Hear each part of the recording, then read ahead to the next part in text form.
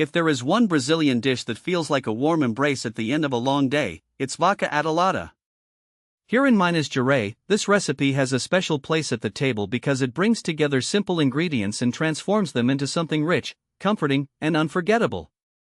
The name itself already gives you a hint of the texture and character of the dish: beef ribs slowly cooked until tender, then combined with cassava that melts into the broth and gives it that creamy, almost rustic body.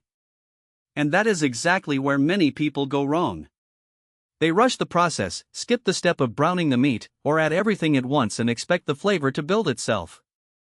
But Brazilian home cooking doesn't work like that.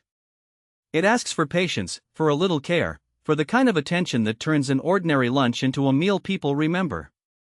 Today I want to show you the right way, so you can understand why this traditional dish has remained so loved for generations.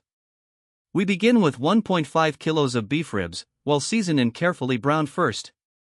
That first contact with the heat is not just a detail, it's the foundation. It's what creates depth, color, and a flavor that stays with the broth all the way to the end.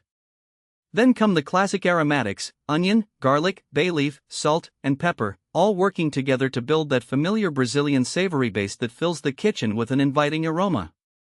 As the ribs cook slowly, the meat softens and the sauce becomes more concentrated, more comforting, more alive. And then comes the cassava, the heart of the recipe, added in generous pieces and left to simmer until it begins to break apart naturally. That's when the magic happens. The broth thickens on its own, turning into a creamy, nourishing sauce without needing anything complicated. What I love most about Vaca Atolada is how honest it is. It doesn't try to be fancy. It simply delivers warmth, strength, and flavor in every spoonful. It's the kind of dish that feeds the body and also brings people together around the table. If you enjoy Brazilian recipes that are full of tradition and meaning, stay with me, because now I'll show you exactly how to make this beloved classic the right way. And before we continue, tell me in the comments, what are you most curious about Brazil? While the ribs are browning, the kitchen starts to fill with that deep, savory aroma that tells you something special is happening. This is exactly where Vaca Atolada begins to show its true character. It is not a rushed dish, and that is part of its charm.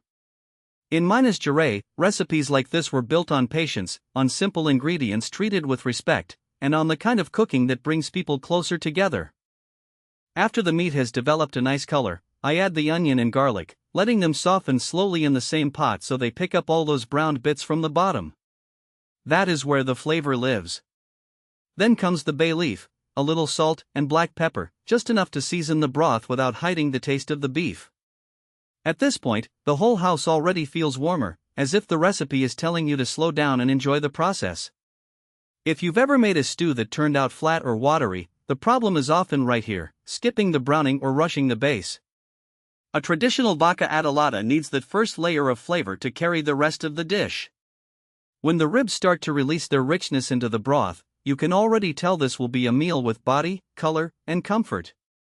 Then the cassava goes in, cut into pieces and nestled right into the simmering sauce. As it cooks, it softens and begins to break apart naturally, thickening the broth in the most beautiful way. That creamy texture is what makes this dish so beloved. It feels rustic, satisfying, and almost like a hug in a bowl. You do not need anything fancy here, just time, heat, and attention. I love how this recipe reflects Brazilian home cooking at its best: generous, humble, and full of meaning. It is the kind of food that makes people pause at the table, smile, and ask for another spoonful. And if you are enjoying these traditional Brazilian recipes, take a moment to like the video, because that helps more people discover this beautiful cuisine too.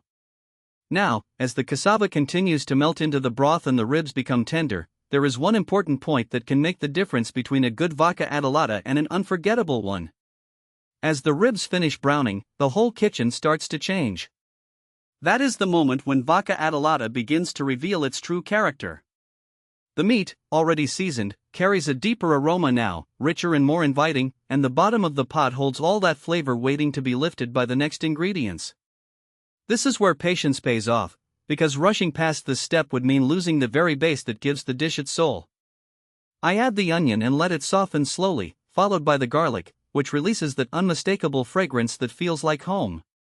Then the bay leaf goes in, along with the salt and pepper, and everything is stirred gently so the seasonings can coat the ribs from every side.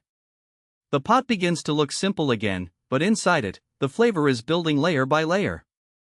In traditional Brazilian cooking, this is often the difference between a dish that is merely good and one people remember. Now comes the cassava, the ingredient that turns this recipe into something truly comforting. Cut into generous pieces, it joins the pot and starts cooking in the broth, absorbing the taste of the beef while slowly softening. As it simmers, some pieces begin to break apart, giving the sauce a natural creaminess without needing anything extra. This is exactly what makes Vaca Atolada so special: rustic, practical, and full of substance. At this stage, the kitchen fills with that warm, slow-cooked smell that makes everyone ask when lunch will be ready. It is the kind of dish that invites people to sit down a little earlier, serve themselves a generous portion, and go back for seconds without thinking twice. And if you're enjoying this kind of traditional Brazilian recipe, leaving a like is a small way to support the channel and keep more dishes like this coming. The secret here is to keep the heat gentle and let time do the work. The cassava should become tender enough to almost melt, while the ribs grow so soft they come away from the bone with ease. When that happens, the broth turns thick and velvety, coating everything in a rich, home-style sauce. That is when you know the dish is reaching the perfect point. And if you've ever wondered why this recipe is so beloved in Minas Gerais and beyond, it's because it brings together simplicity, flavor, and comfort in one pot. Tell me in the comments what makes you most curious about Brazil, and if you want to keep exploring these traditional flavors with me, make sure you're subscribed, because the next step is where everything comes together. Once the ribs are nicely browned, I pour in enough water to help everything cook slowly and evenly, and that's when the kitchen starts to feel truly inviting. The onion softens into the sauce, the garlic releases its aroma, and the bay leaf adds that quiet background flavor that makes a Brazilian stew taste like home. This is the kind of dish that doesn't rush itself. It asks for patience, and in return it gives you tenderness, depth, and that comforting feeling only old family recipes can bring. As the beef ribs simmer, the meat slowly loosens from the bone and the broth begins to thicken with all those natural juices. If you've ever made the mistake of adding everything at once, you know what happens: the flavor stays flat, and the texture never reaches that rich, hearty point we want. That's why browning the ribs first is so important. It creates the base of the recipe, the first layer of flavor that carries the whole dish forward. It may seem like a small step, but in a recipe like Vaca Atolada, it changes everything. Then comes the cassava, cut into generous pieces and added at just the right moment. This is where the magic really starts. As it cooks, the cassava becomes soft and creamy, and some of it gently dissolves into the broth, giving the dish that signature texture that makes Vaca Atolada so loved in Minas Gerais and all over Brazil. It feels rustic, warm, and deeply satisfying, the kind of meal that fills the house with anticipation long before it reaches the table. I like to lower the heat and let it all simmer calmly, because this is a recipe that rewards slow cooking. The beef becomes incredibly tender, the cassava turns buttery, and the sauce develops into something thick, flavorful, and nourishing. At this point, you can taste the balance between strength and comfort, the richness of the meat, the softness of the mandioca, and the seasoning that ties everything together. And honestly, this is the kind of food that makes people pause for a moment after the first bite. If you're enjoying this recipe so far, leave a like to let me know. Tell me in the comments what you're most curious about Brazil, because I love reading those answers. And if you enjoy traditional recipes like this one, make sure you subscribe, because there's still more to show you before we serve this beautiful Brazilian classic. Once the ribs are nicely browned, that's when the aroma really starts to change. The kitchen fills with that deep, savory scent that tells you the recipe is on the right path. I add the onion first and let it soften slowly, because this is where the sauce begins to build its character. Then comes the garlic, and just for a moment, everything becomes even more fragrant. It's a simple combination, but in Brazilian cooking, these basics are what give a dish its soul. After that, I season with bay leaf, salt, and black pepper, stirring well so every piece of meat absorbs the flavor. At this stage, patience matters. Vaca Atolada is not a recipe that likes to be rushed. The ribs need time to cook slowly until they become tender and start to release their richness into the broth. If you've ever had a dish that tastes like it was made with care, this is exactly that feeling. It's the kind of meal that brings people closer to the table before it's even ready.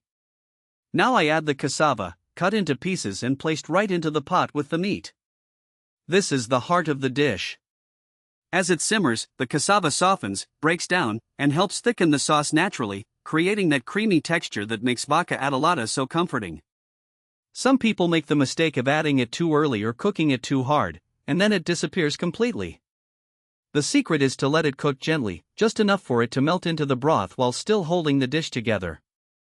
Little by little, the stew becomes richer, denser, and more inviting.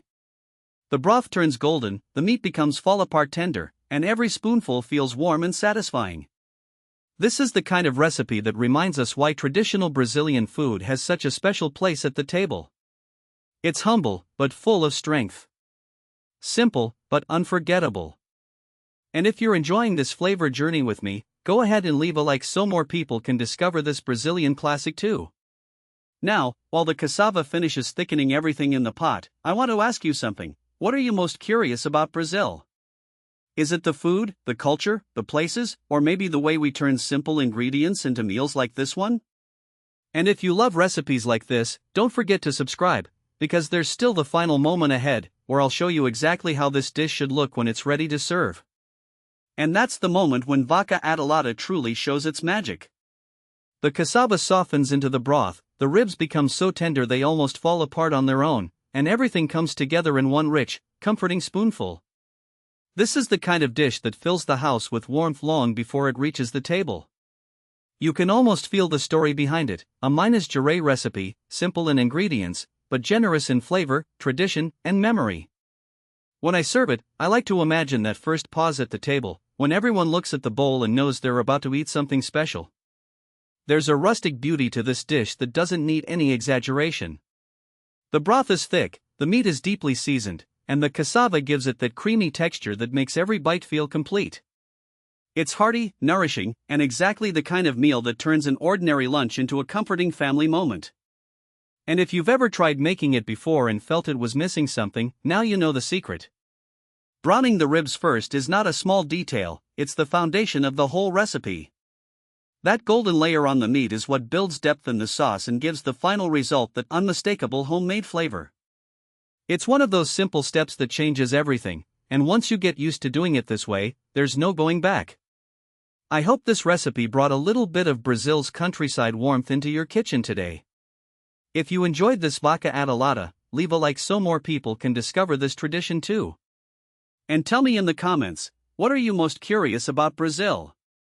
Its food, its culture, its everyday life, or maybe another classic recipe you'd love to learn next?